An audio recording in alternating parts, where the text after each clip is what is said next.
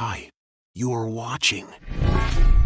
The story commences with a sudden burst of bright light illuminating the screen. A cursor, reminiscent of a computer interface, hovers over what appears to be a battlefield, signaling that the unfolding events are situated within a game. Still, the conflict continued, and it is a fierce battle between two factions. One venerating a god named Nebula, and the other devoted to a god named Hegemonia. Each side engages in intense warfare, showcasing unique specialties and strategies, and the supposed gods wield control over their respective believers, akin to players maneuvering pieces in a game of chess. However, the player's freedom surpasses that of chess, allowing them to unleash formidable actions, such as launching nuclear attacks on the battlefield, which the player Nebula had approved, launching several nuclear warheads to his opponent's side. But even with this, player Hegemonia wasn't fazed, as he had anticipated this already, launching tower-like structure embedded with faith as a form of an interceptor missile, which revealed to be super effective, as the missiles instantly were blown up. But that was within his calculations. The enemy's missile interception system couldn't keep up with him,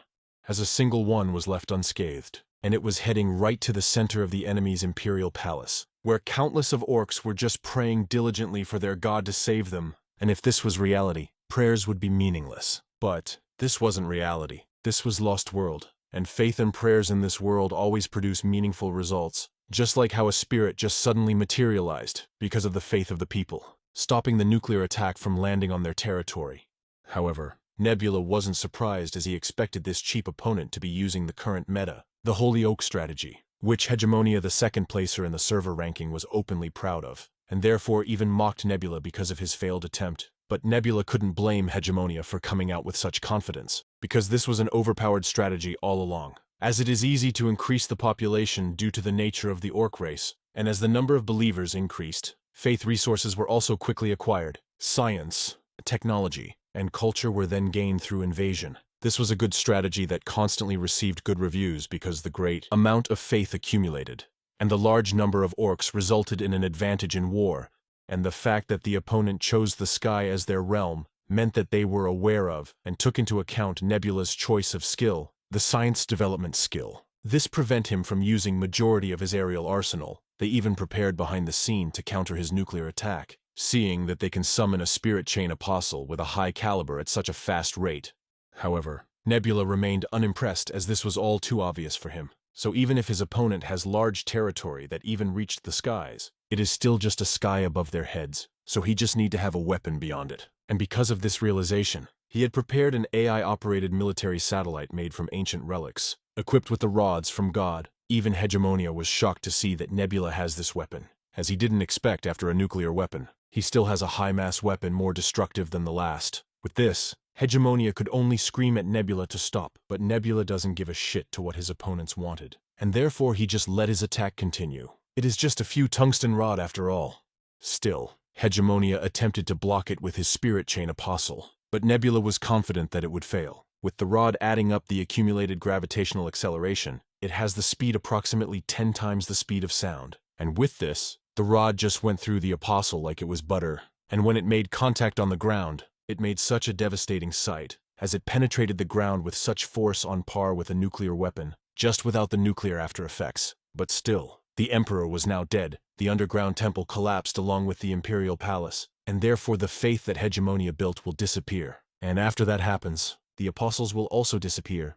With this, Nebula won, and was still the #1 ranker of the game. But just like any player would do, before he leaves, he told Hegemonia GG. Skill issue? However, Hegemonia couldn't accept such outcome, as he was a sore loser after all, and so he demanded another round. And this bitch even has the audacity to proclaim that this will be the beginning of his winning streak. But just like before, Nebula remained unimpressed, and so he stoically just declined Hegemonia's request. Still, he can't help but wonder if Hegemonia has still few tricks up his sleeves, as he still strongly believed to win against him. However, being the #1 ranker for a while, he knew all too well that there was nothing that Hegemonia could do that would surprise him, as the game itself has nothing new to offer, and the fact that he was able to complete all the achievements available and maintained first place in the rankings was enough of a proof that the game is nothing more to offer to him. And so, slowly but surely, he decided to quit playing.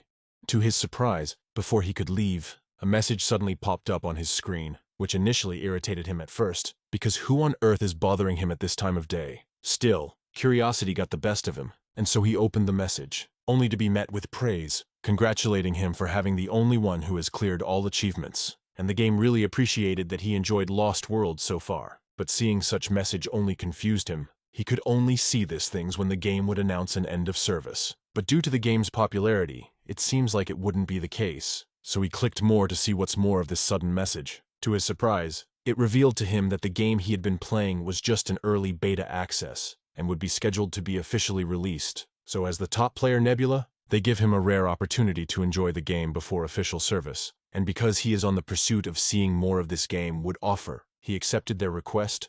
And with this, he was instantly sucked in a sea of codes, where binary codes float endlessly, but not even a moment passed. Darkness ensues soon after. After that, the empty space began to reveal the countless of stars that occupied it. Under those said stars was a familiar figure. It was Nebula's game avatar. Opening his eyes, light shines mirroring the magnificent sight before him, a view far from what he was used to. Beautiful, but it felt like it was a ruin of some sort, where stone columns in a rugged style reminiscent of Greek temples circled the place. But the strange thing was that the sky was black, even though the horizon was visible. This could only mean that there is no atmosphere. Obviously, one wouldn't be able to breathe without an atmosphere. And looking at himself, he recognizes that he was in the body, the character he was playing. And so he got up thinking that all of this was just a vivid dream. Unexpectedly, a mysterious figure approached from behind and informed him that it is not, and he is here because he has been chosen. But before he could formulate a response, the enigmatic woman, draped in a flowing robe, warmly welcomed him, addressing him by his real name, Sung-won. After that, she introduced herself as Alden. This instantly raised questions of how this figure got to know his real name. Who is this woman? More than that, what does she meant by being chosen? But before he could find answers, shadows suddenly begun to appear before his eyes, which surprised him at first. But he knew the silhouettes of the shadows were those of ordinary people. He knew this because the shadows were also surprised and looking around just like he was. And noticing that Nebula was already aware of what the shadows truly were, Alden explained why they were covered in mystery. And that is because they all come from the same world. And since there is a chance of them knowing one another, they have covered everyone in shadows for a fair game. But this doesn't explain why they were here exactly. And so she decided to get straight to the point. She raised her hand and revealed to them the Earth. But looking at it closer, the continents of this planet was different from what Earth had. It was a view of the place they have seen many times. So it was undoubtedly the planet of the Lost World. And in this vast Lost World, the players had become a true god. This surprised everyone.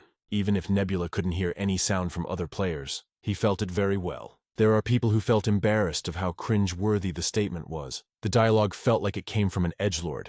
Still, since they got nothing better to do, they continued to listen what Alden have to say. So Alden told them that the Lost World they knew of isn't a world that simply exists in the game. It's a land abandoned by the gods due to an incident in the past. On that planet, a once brilliant civilization blossomed. Different races lived in harmony. However, for unknown reasons, the gods left it, and so now it's time for new gods.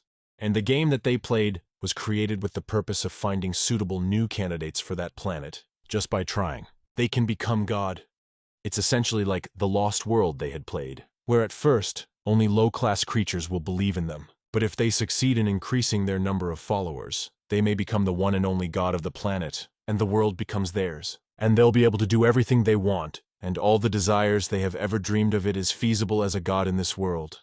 This was a chance of a lifetime. But things are just too good to be true. He felt that there was something Alden still wasn't addressing.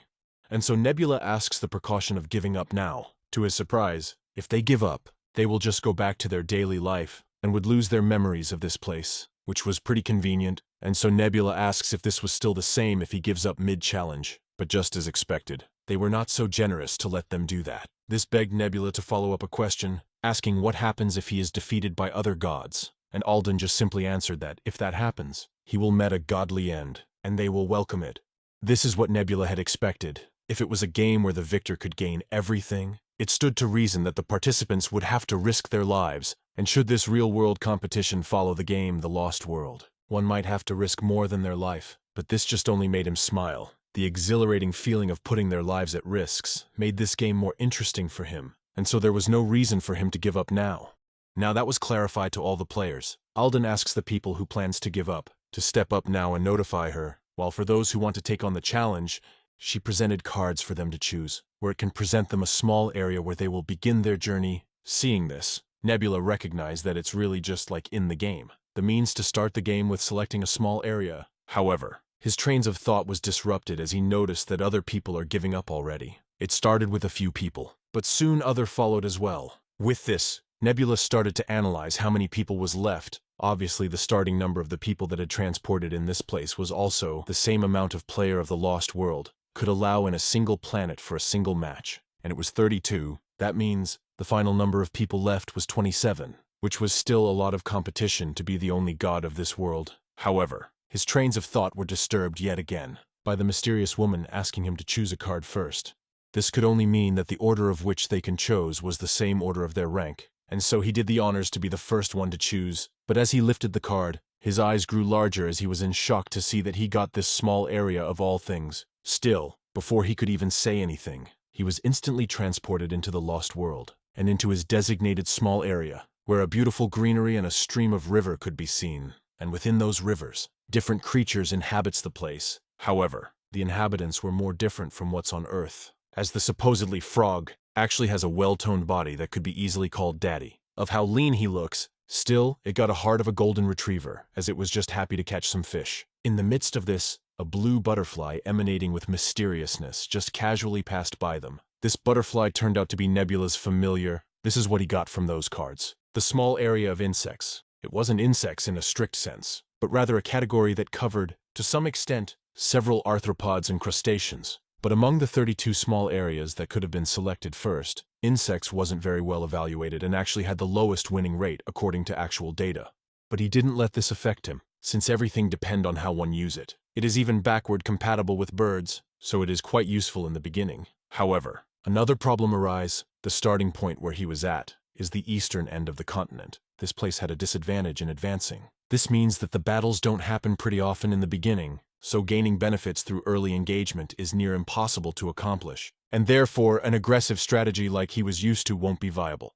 In that sense, he just needs to focus on finding a suitable species as a starter, and a race that eats insect would be a good starting race, like those frogmen for example. But what bothers him about this tribe was its numbers, and that is because Lost World enables a god to exert influence on creatures equal to the level of faith it possesses. However, the bigger the group, the less little miracles were cared about. So even though it may be a benefit to gain a big tribe in the beginning, there was a risk of vainly consuming all 10 faith points without seeing any result. And this amount of faith points is way too small to have any influence on the group of frogmen. With this, he looked for another group nearby, leading him to wander to a more desolated place, where a small group of lizardmen was wandering around aimlessly. This species was also a great candidate, since lizardmen also eat insects, and they can survive in such extreme condition unlike the frogmen, so he was more compelled to look at them closer. This made him notice of how their number had dwindled a little, which was actually great, as it was just the right amount that Nebula wanted. To his surprise, the group even contained the sick and elderly. With this, he realized that this lizardmen came from the original group, and the reason why they were out in the desert because they must have been pushed out in a power struggle. And at the back of this small group there was a young, wounded lizardman. This was such a perfect setup for Nebula, because the more he feels abandoned by the world, the more difficult and tired he would feel. And with this, he will put all his hopes up for a small miracle to happen. But he is such a fragile being. Still, with an opportunity like this, he decided to go through in supporting this wounded lizard.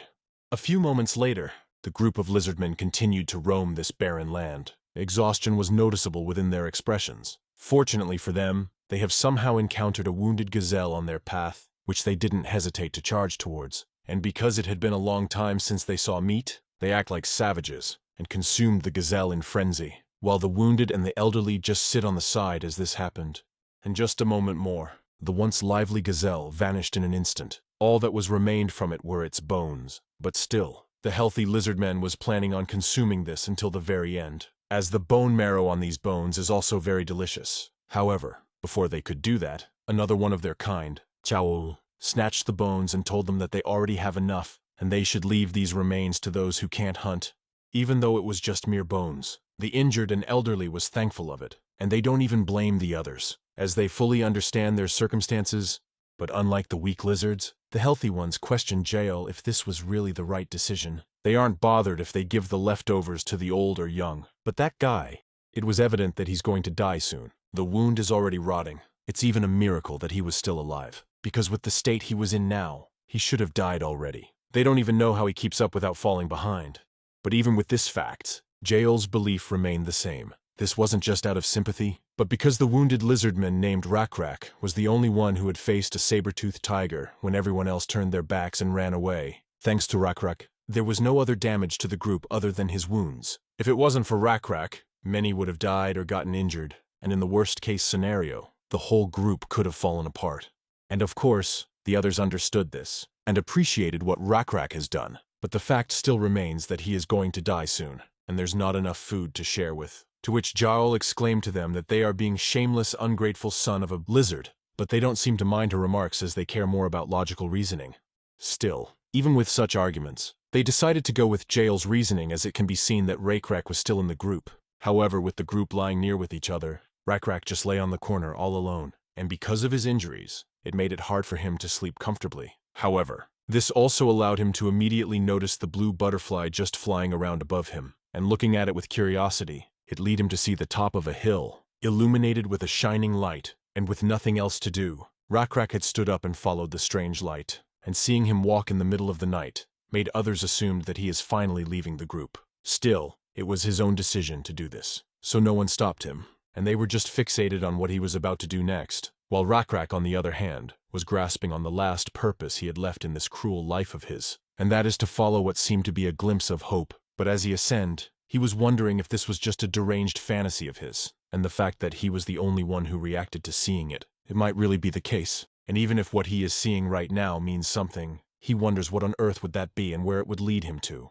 But he doesn't have to wonder for long. As soon as he arrived at the top of the hill, his eyes widened with surprise, as a hill of beetles just erected like a tower. It was enough for the entire group to satiate their hunger.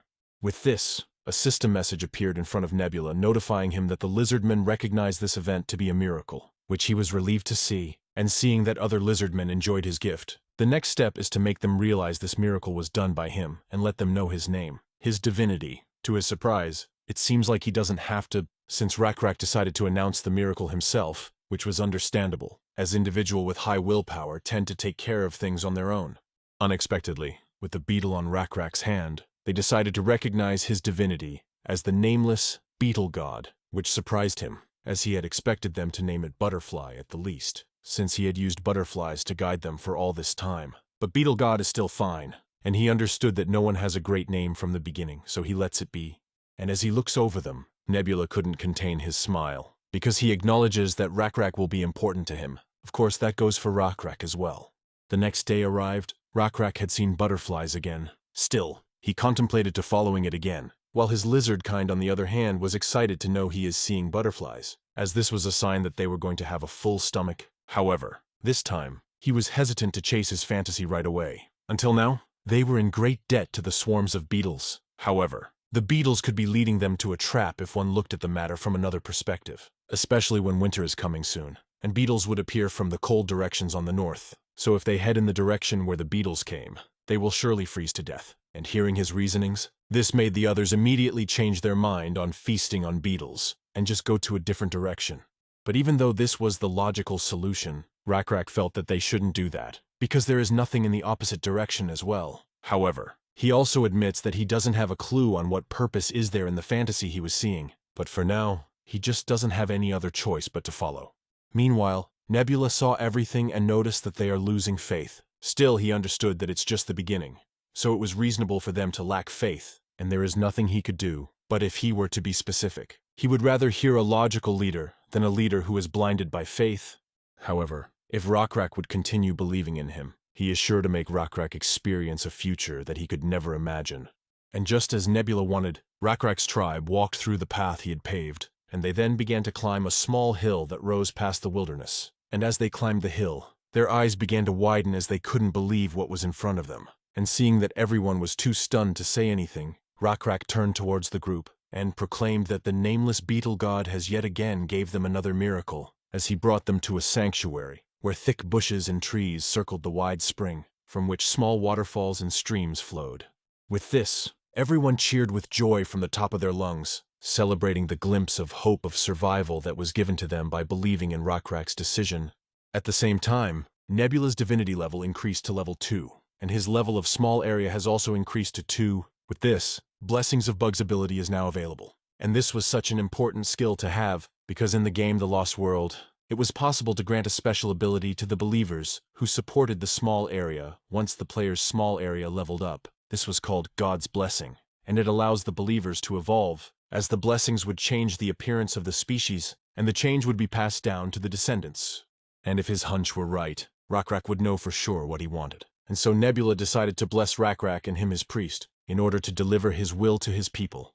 A few moments later, the day turned into night. The lizardmen sleep peacefully under the clear night sky. And because Rakrak was now a priest, Nebula is now able to get inside his dreams and show himself to him, but with a more familiar persona akin to Rakrak's species. And for this, Rakrak had so much things to ask. But before he could say anything, Nebula just stretched out his arm, like he was asking Rakrak to hold it. But as Nebula expected, Rakrak was insightful. He knew exactly that it wasn't what he wanted, so Rakrak remained still, prompting Nebula to shift his outstretched arm to point at something below. To Rakrak's surprise, he was now holding a buffalo's skull, and somehow, he then lifted it up like he had been doing this for countless of times, and placed it on the nameless beetle god's head. With this, the image of their god became clear to him, and so as soon as the day arrived, he gathered everyone, and with every detail he told them what exactly he had dreamed of.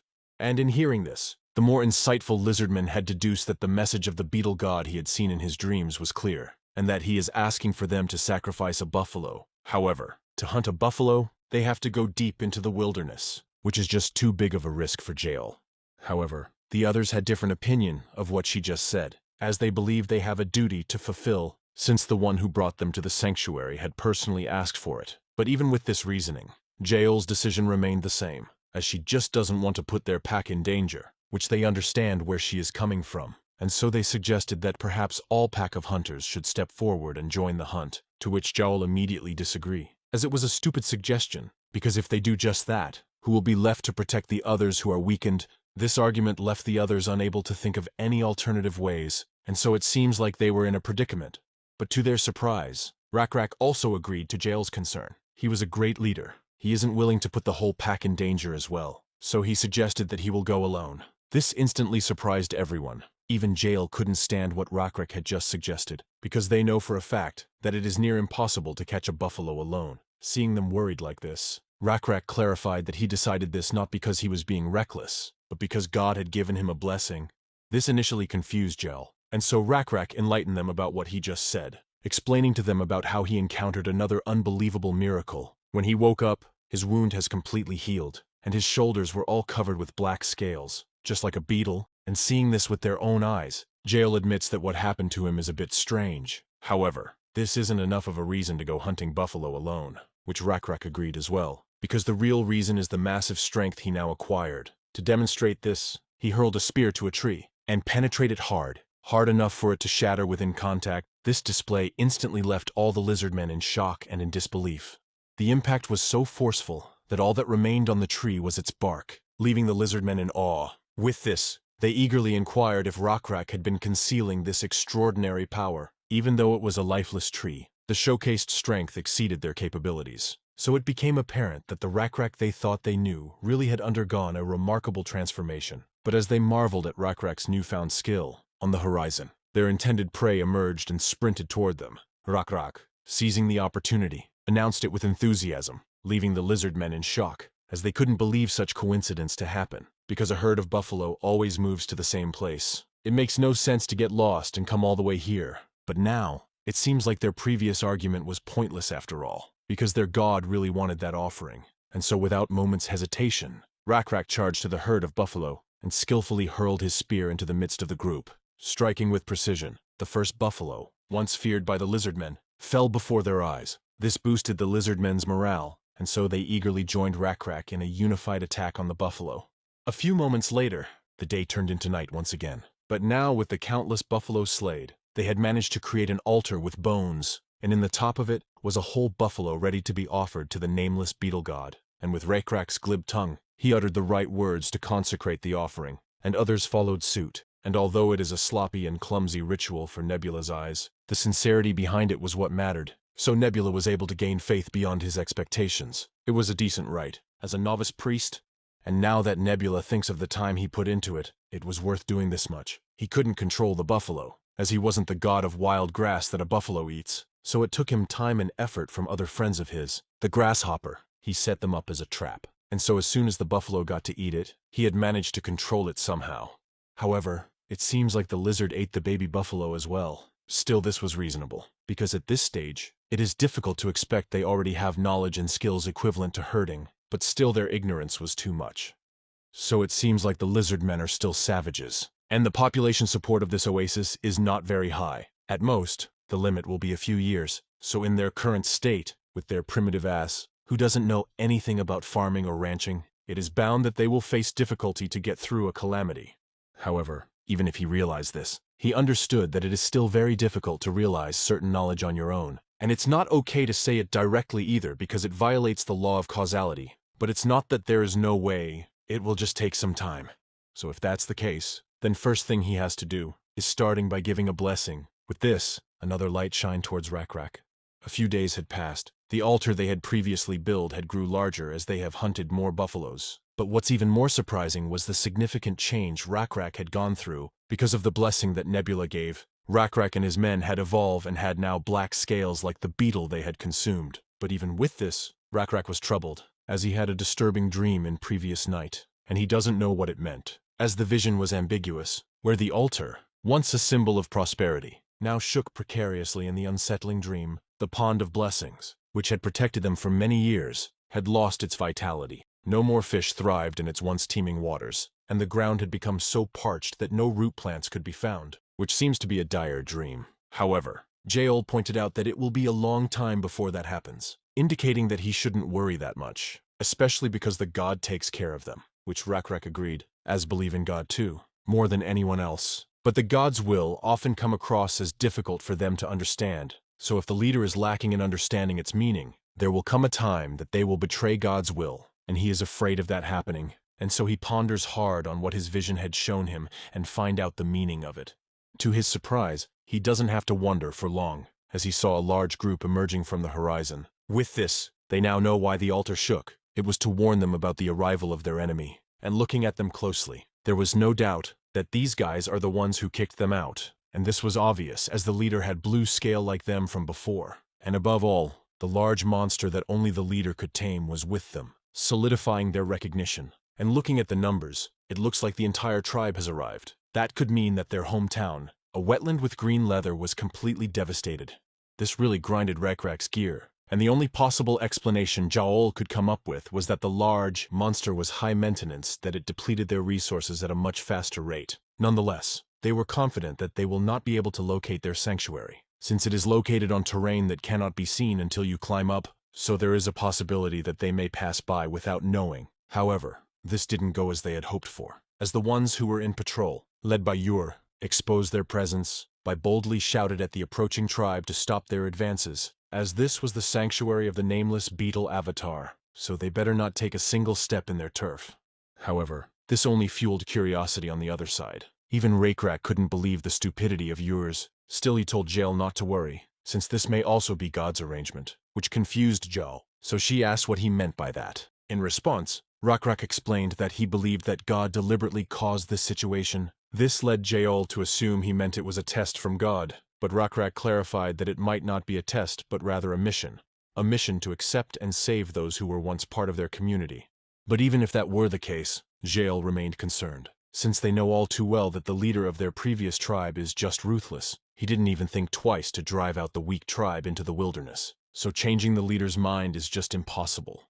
However, as they ponder this, the blue butterfly appeared in front of Rakrak once more, a clear sign of God's will. With this, he realizes that it was foolish for them to dare to think beyond their scope, as they don't have the ability to see the future, and speculating here about what will happen wouldn't get them anywhere. So the only thing they can do right now is to do what they can, and that is to face their adversaries.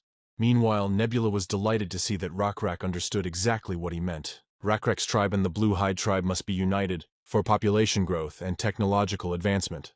But what's a bit strange is that Rakrak made that decision on his own. This led Nebula to believe that this was because of Rakrak's high willpower, and a leader with high self-will is a good thing for Nebula, and only thing he wished now is if only he could instill a firm belief. With this, he would be allowed to control everything individually. and he will be able to express his intentions more efficiently.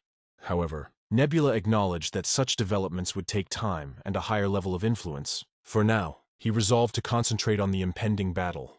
And just as expected, the cunning leader of the Blue Lizardmen had decided to use his sly mouth to get more information out of the stupid lizardmen, and with every mock, yours group reveal more and more information about their place, and when the leader was just about to think he got the best of them, someone he didn't expect arrived and answered his domineering question, but with a more confidence and conviction. Rakrak had also revealed that their place had an avatar. Rakrak's demeanor exuded of that of a leader, and so the blue leader had withdrawn his mocking voice, and asked seriously what Rakrak meant by an avatar, prompting Rakrak to explain that this place is the domain of the nameless beetle avatar. However, the blue guy doesn't believe in such thing, and with this, he discerned that the leader in front of him is just delusional like the others, and so he regained back his domineering tone and looked down on Rakrak's tribe once more, and then with exuding audacity, he demanded that they leave, assuring them that if they departed immediately, he wouldn't launch an attack. The disdainful attitude even extended to the mount, looking at them as if they were trash. And if that wasn't menacing enough, he confidently asserted that they stood no chance against him, boasting of his countless followers, and according to him, if Rakrak were truly a leader, he should have already calculated by now the undeniable truth of his words. Much to the blue leader's surprise, Rakrak merely shook his head and aimed his spear towards the blue guy, indicating that he is willing to fight him. This in turn caught the blue guy off guard, but even before he could say anything, Rakrak turned his attention to those who followed the blue leader. Attempting to reason with them, he extended an invitation for them to join Rakrak's tribe, promising that under God's protection, they would be cared for according to his will. However, definitely this only made the blue leader laugh hysterically, as he saw what Rakrak was spouting was all bullshit, so it seems like there was no point in them talking, as they were all foolish in the blue guy's eyes. But Rakrak said, "Nuh-uh, you don't know God, and now look at this spear. It's sharp," which taken aback the blue leader, because the spear was indeed sharp. But what concerned the blue guy more is that this Rakrak just kept talking nonsense. He definitely crazy, and so he decided to attack this foolish lizard. And as the blue guy attacked, Rakrak prayed to his god to give him courage and strength to defeat the enemy in front of him. However, to his dismay, his god responded, "Psych, you thought," as the spear that he was holding just shattered on impact. With this, he knew it was all over, and so he freezed up. However, before this happened, a system interface popped up in front of Nebula. Since two different tribes came into contact, experience points for both tribes increased significantly. Subsequently, this triggered another system interface to pop up, and since he had been paying a lot of attention to one tribe, these tribes are now part of his territory. With this, another skill was available for Nebula to use, which he didn't think twice to use because of his current circumstance.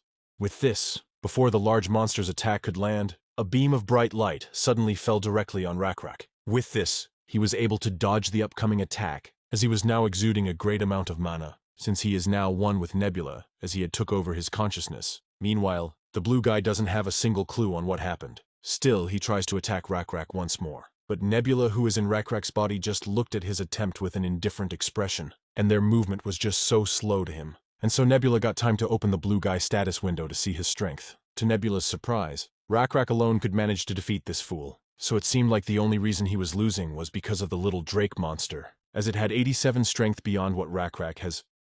But with the blessing, it's not difficult anymore, and so Nebula dashed towards the Drake, which caught the Drake off guard of how fast he was. This was possible because the skill Strong Avatar gives the user an additional stat called Divinity. One divinity equals 200 times the maximum value of power that can exist naturally. To put it simply, the power of Rakrak now is 630, and so Nebula easily slapped the Drake's face into the ground, flipping them like they were pancakes. This shocked everyone, as they couldn't even believe it was possible. This overwhelming difference in power was just out of this world. Even Rakrak's own tribesmen, who was used to Rakrak's strength, was in shock, and so silence followed, as they were all too stunned to say anything.